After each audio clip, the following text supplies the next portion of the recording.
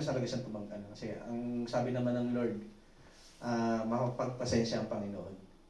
Hindi niya pa hinuhusgahan ng tao kasi ayaw niyang lahat ay mapahamak. Ayaw niyang lahat na mapahamak, ibig sabihin, may mapapahamak talaga.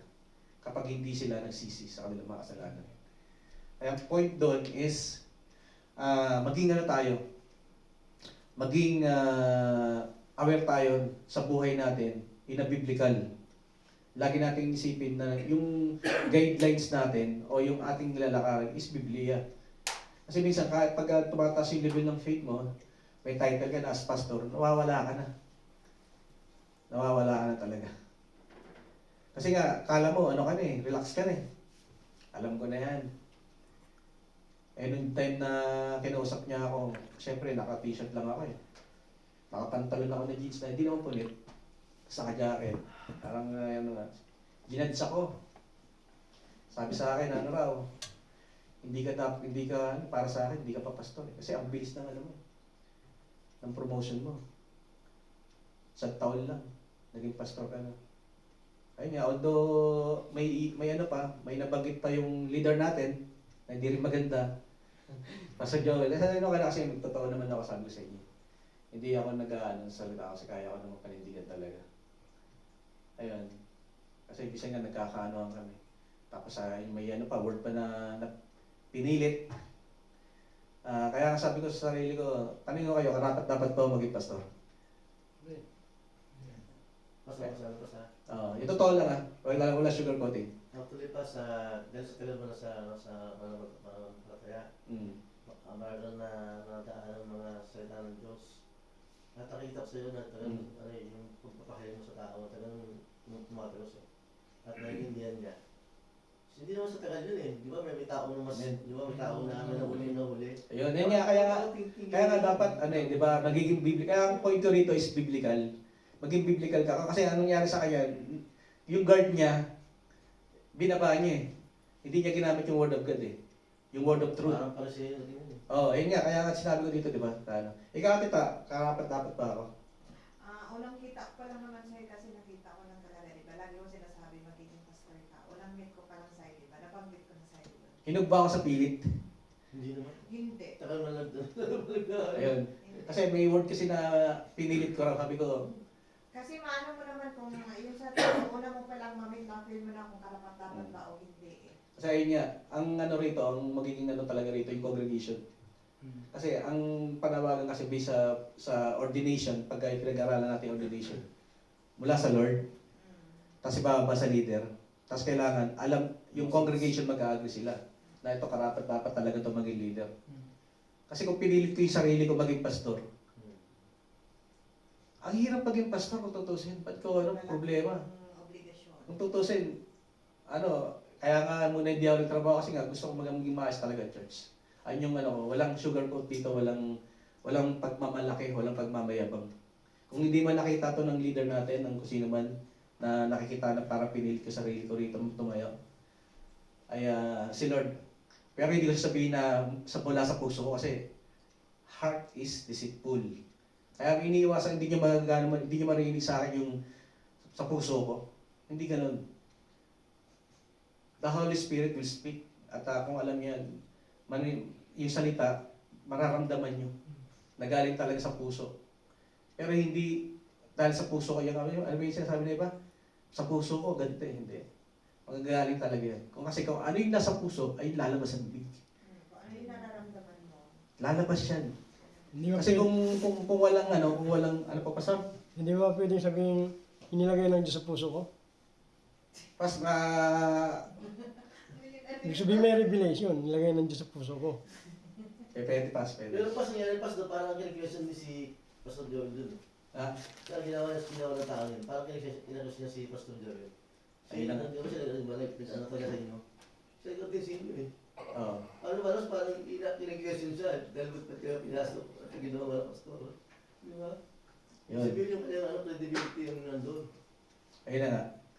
Kaya tinanong ko kasi sila pastor kagabi. Ganun din yung tanong ko sa kanila. Kasi nga talagang medyo sa akin na pinilit ko yung sarili ko rito. Hindi. Totoo lang, mahirap maging pastor saka yung calling may ano sa akin, may word sa akin si Lord na may calling talaga ako. Kasi sa'yo rin mismo, sa tao. From God sa ano, tapos sa leader, tapos sa mismong congregation ng ano. Kaya yun, kung ano man yung mga salita na nabanggit sa akin, na ginadsa ako, at sinabihan ako na hindi ako karapat-dapat sa maikling period na yun. Kasi sabi ko nga sa sarili ko, sino ba naman tong taong nandiyan sa akin? Eh galing din naman sa sirang simbahan na iniwanan nila. Tapos, ang matindi nito, nagano pa ng verse, nagkaanohan kami sa Bible eh. Kasi kung pairalin ko naman yung pagiging ano ko sa Bible, ay nako. Alam ni Pastor yun eh. Na, alam nga niya yung verse eh. O, pananampalataya yun ah. O. Siyempre ako yung spiritual father niyo. Alam ko yung mga kilos niyo, yung mga ginagawa niyo. So, kung ano man yung mangyari, talagang nandun yung support pag-depensa ko. Bagamat hindi nyo narinig. Pero kung yung taong sinabihan ko, pwede yung tanong sila, si Pastor Ed mo, si ano. Yeah. Naman, nagkausap naman na kami nila Pastor doon. Kaya ayun lang naramdaman ko kasi. Kasi sabi ko, hindi na maulit yung nangyari sa akin dati doon sa pinanggalingan ko. Kasi nangyari na eh. Pero ayun nga, lalong tumatatag, tapos yung Holy Spirit, lalo kung sinasabihan kayo na mag-aral, na yung leader, unawahin si tata ito. Ito yung isa sa mga ano ko rito eh. Kasi papakit ito eh. Mahalin mo pa rin kahit ganyan. Na talagang ano, sabi nga ng ano, sige na. Lahat, iintindihin mo talaga. Kasi ang ano rito, talagang totoong pagmamahal pa na ginawa ng Lord sa atin lahat. Patuloy ko yung excerpt, no? Sabi rito, don't judge other and God will not judge you. If you judge others, you will be judged the same way you judge them. Tanda natin ha. Kumbaga, kung ano yung tinanima yung anihin mo, God will treat you the same way you treat others.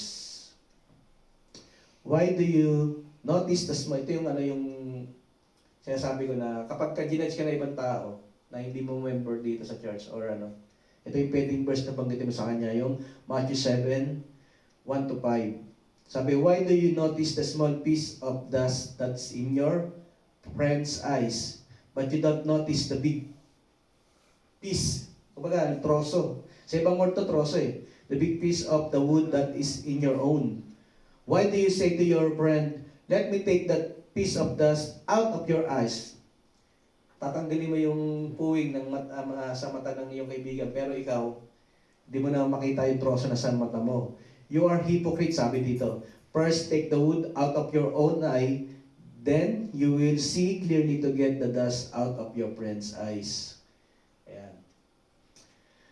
Paano manghuhusga based on Christian religious habang niyirakan ang katuruan mismo ni Jesus? Ayan. Kaya wala tayong karapatan talaga mag-judge.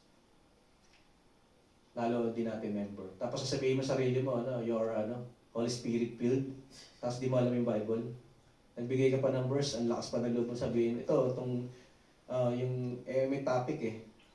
Paano masabi na, paano paniniwalaan nyo? Kung baga sa hindi siya credible sa korte. Di ba? Hindi alam yung eh. Kumbaga, naano lang ako sa kanya, pero ayoko siyang, dahil hindi ko naman talaga siya kilala. Ako rin hindi niya kilala, pero ginudge niya ako. Kaya, praise God, ang magiging ko rito, witness kasi, sabi ko, ng time na yon, hindi ako nagmalaki. Hindi ako nagsabi sa sarili ko na, wala, tahimik lang ako. Kasi may rin ako nung nakakilala ako sa Panginoon, may parang natanim sa utak ko yung kapag in-insult ka, huwag kang magsalita. Ininsulto ka. Kaya sabi ko, nang-i-insulto, pero sabi ko sa kanya, opinion mo yan. Nung dumating na yung pastor na isa, si Pastor Roger, ayun yung nagpatotoo. Kasi sabi nga rin sa Bible, kung ako yung magpatotoo sa aking sarili, walang katotohanan yung sinasabi ko. Si Jesus Christ mismo nagsabi nun. Kaya lahat ng ginawa ko doon, biblical yun. Lahat ng galaw ko, hindi niya inisip na yung salita niya na ikapapahamak niya. Ayun nga, at hinihintay ko yung mangyayari. Mamaya pakatawagan namin ni Pastor. Kasi nga, maganda rin yung advice sa akin sa pang pastor eh. Nangingi rin ako ng advice. kung ano yung dapat gawin. Kaya ang lesson dito, alam niyo na kapag tayo yung nag-leader na sa hinaharap, pwede nyo dyan sa mga members nyo kapag may nagawang mali. Pwede hindi nyo patayuin dito. O ikaw Brad, masyado kong maligalig. Iba na yung movement mo, iba na yung galawan mo. O huwag ka munang ganyan. At may ginagawa din maganda na talagang may ebidensya ka. Pwede mo i-judge pag nandito. Members, pero pag sa labas na, biblically, wala kang karapatang i-judge. Trabaho ng Panginoon yan eh. He is the judge. Sa mga pangalan ni Jesus Christ, is judge. Kaya pwede mag-judge sa akin dito si Pastor Joel. Pwede ako judge yun. Tayo lahat. As a leader natin, pwede tayong i-judge. Ako naman, pwede rin ko kayong i-judge. Pwede ko kayong sabihan. Ayan. Kaya may nawawala sa church. Ayun nga, kanina may nakakita akong post si ano. Ayun, kasi kala nila na ano sila. Pero totoo, nawawala talaga yung focus sa Panginoon. Katulad yung sinasabi lagi kay Darius, kanina, ilang beses kayong ulit. Kaya tayo mag-aral, magbasa. Kasi maliligaw tayo eh. Yung mga ano eh, ang Bible, He will not make you clever. He will make you wise. Isa mga katangian ng Bible kapag nagbabasa tayo sa lahat ng decision making natin. Kaya, ayun, nakamove on na ako. Actually, kaya in-offer ko lang to. Nakamove on na ako. Kinausap ko si Gray about dito, sabi ko pag-pray mo ako. May mga kinausap akong tao na nandito rin. Si Kuya Yogi, ayoko istorbo ito eh. Kasi nga sabi ko, Kuya Yogi, mag-ano ka lang, focus ka sa ano mo. Sa pagiging mo. First time mo mag-worship lead eh. First time, di ba? Ayoko naman mawala wala sa second pala. Prayer power. Prayer power, oh. Ayun. Kaya sabi ko, huwag ka munang ano. At yun, praise God. At maraming tinuturo din sa akin si Lord. Sa pag-intindi. Lalo kay Pastor Joel na talagang kailangan talaga natin intindi si Pastor Joel. Ako rin, na may rin ako, may pagkukulang din talaga ako minsan. Na minsan tumataas din talaga yung boses ko sa kanya. Kaya sabi ko, sorry Pastor, kung yung nabibigla rin ako. Tapos yung self-control yan, talagang nandun yung sa talagang kailangan talaga natin self-control. Ayun lang po, at maraming salamat ngayong gabi. Sana may natutunan tayo, no? Regarding sa pag-aaral ng salita ng Lord. At tayo po yung makot manalangin.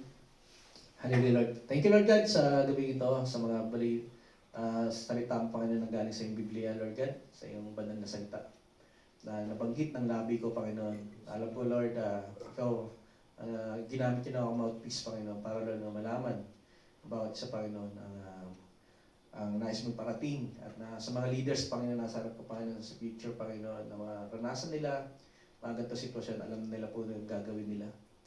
At ito po, Panginoon, ay maging silbing aral. At ayun nga, yung laging binabanggit dito, Panginoon, nabanggit din kanina ni Yogi na magpakababa na lang, magpaka-humble. At syempre, Panginoon, minsan kailangan din namin alamin, Panginoon, yung will mo at malaman kung anong galaw, Panginoon, gagawin namin. Holy Spirit, speak always with us kung anong mga nais mong pagawa sa aming mga buhay. Thank you, Lord God. Ito po ang aming samot nilangin. Hindi pa salamat. Amen. Amen. Pas, paano yung natin? Groupings? Kahit dalawang group lang. Sino ka? Tiga-gatlo. Lombat na yung isa.